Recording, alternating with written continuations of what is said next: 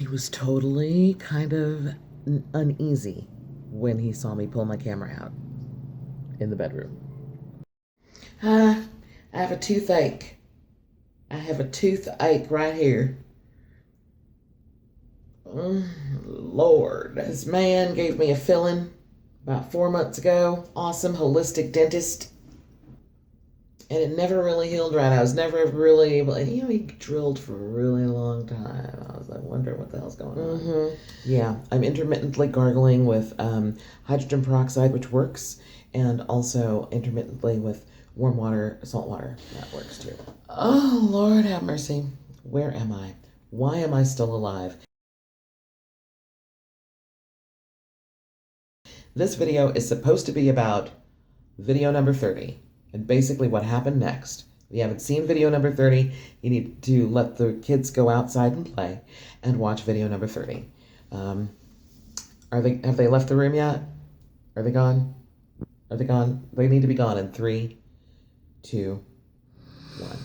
He was totally kind of uneasy when he saw me pull my camera out in the bedroom. He was probably worried that I was going to do exactly what I'm about to do right now. This is what I woke up to that morning, cuddled next to that wonderfully muscular, warm body. I opened my eyes as the sun was rising, and this is what I saw. I realized I could be outing him because you don't forget this view, this architecture. To the left, here, that's the living room. So those are curtains that closed. And so while we sat in there the evening before, that view of the city is really quite magnificent. We're facing north.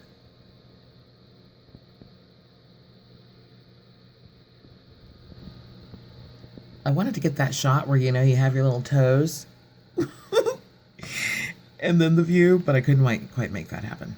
Anyway, my camera was doing what it was to go. So I met this beautiful man on OkC, and I had amazing sex with him. And I was like, just into him, like really. And he seemed, oh my God, so into me. I didn't mention that in the last video, but yeah. And then I leave, and then he accuses me of a pretty significant theft. Like, really? I'm gonna steal money from you and say, hey, can I get a protein drink on the way out? I vlogged that on Saturday. Monday morning, about 10:30 or so, I head for the Van Nuys court so I could file my restraining order. Especially since there never was any missing money. Or was there? I mean, part of what was making me feel so emotional on my way to the court was feeling like I was really leaning into the possibility of there being something wrong. There being something wrong. I really get that. Like there was some confusion in that this was real for him, which is part of what made it kind of scary. And even if it is a medical thing that caused him to have that, I still need to separate myself. And especially if it felt real for him, I needed to go through with the restraining order. So it was bittersweet. It was just a bad freaking movie. That's what I was feeling. I remember driving and I'm like crying. I'm like, oh, this is such a bad movie. By about 12:30, 1 o'clock, I've got all my documents all filled out. Needed to know his name and his address and his phone number, I think. And then needed to write the description. And it's really weird when you watch my vlog, video number 30, it's, pretty clear that, yeah, you need to file something. You need to talk to the police, somebody, FBI, somebody about this, you know what I mean? Like this not cool, breaking laws, big time, left or right. And scary, be careful. Like you guys are worried about me. I was worried about me too, hiding my car around the corner, shit like that. But it was interesting when I go to write out on the restraining order what the problem was. It just seemed so menial. It's like, oh my gosh, no, I need to speak it. Can I speak it to somebody? And I would have had that chance. I turned in my documents. This is Monday, right?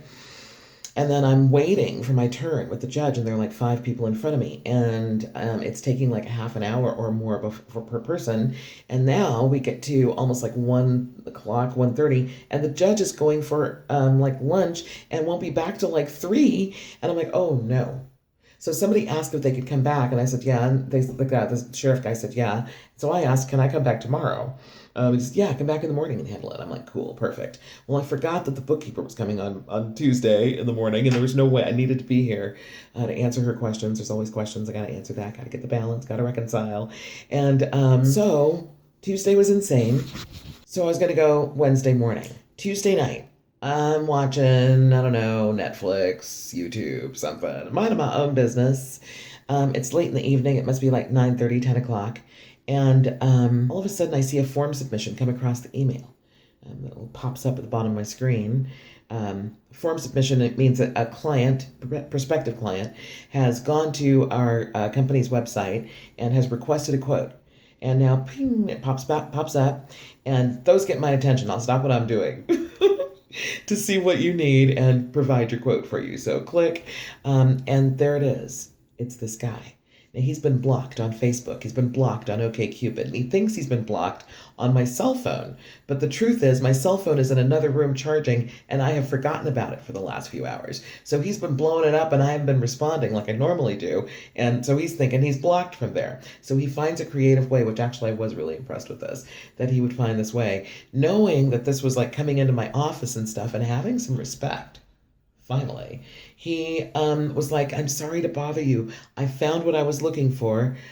Please call me. Something like that. I'm like, oh, interesting. So now I run and get my cell phone, and there are all these messages. And here's what was on my text message. Capitalized letters, and ended up being like about 4 different texts. I found the 1100. I'm sincerely sorry for falsely accusing you of stealing from me. Please forgive me for the errors of my ways. You are quite a lady for offering to give it to me even though you didn't take it. You really moved my sense of trust in people, but it's probably not about people. It's probably just you. My sincere apology. Continued success. Best of luck to you, Gillian Harris. I'm truly baffled by how I made such a fucking fucked up error. End quote.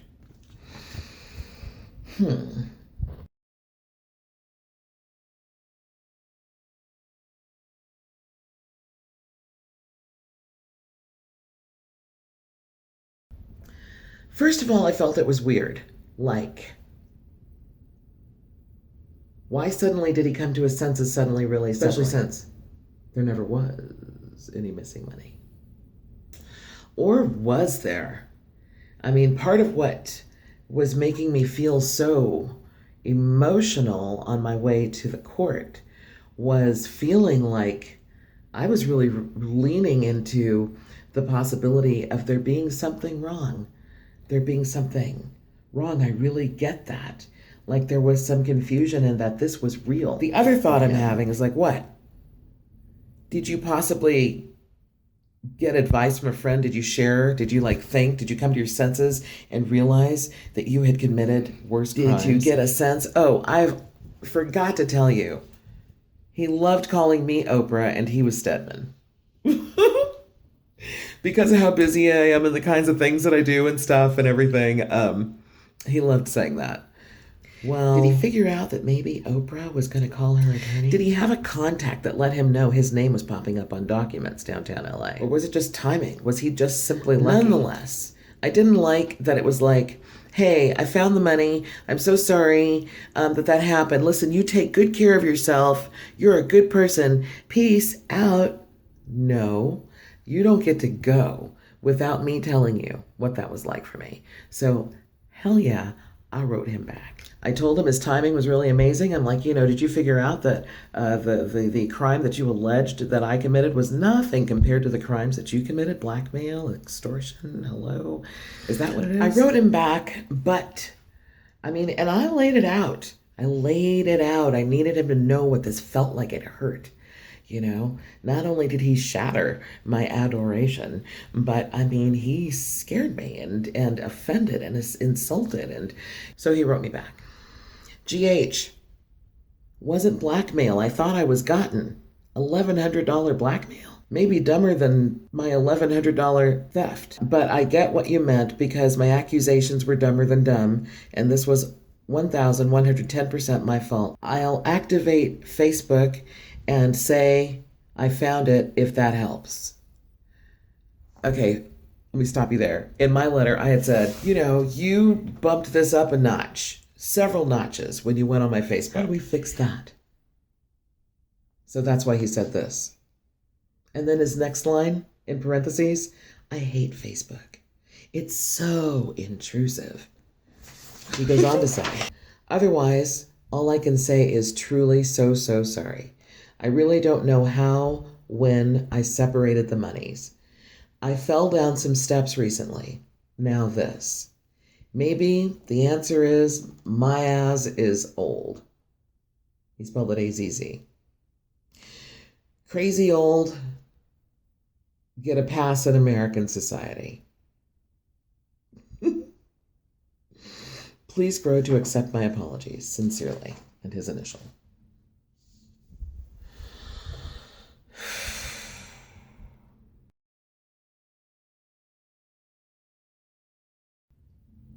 Not to go through the whole thing, but about his suggestion, his offer to, go back on Facebook and say something.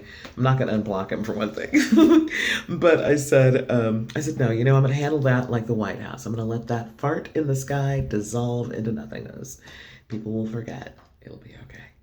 Even though I don't believe anything is unforgivable, and I kind of sort of moved into forgiving him almost instantly,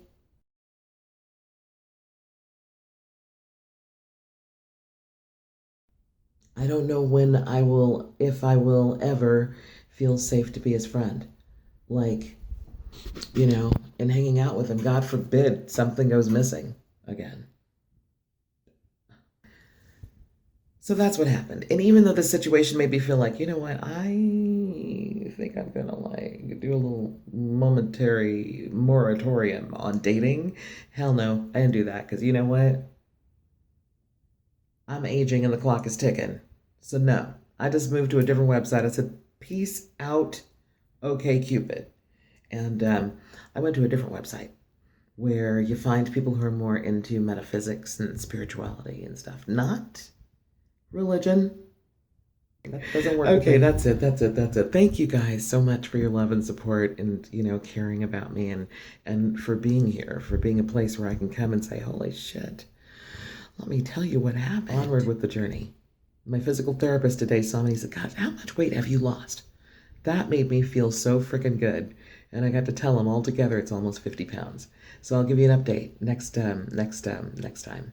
All right, Joe. Peace.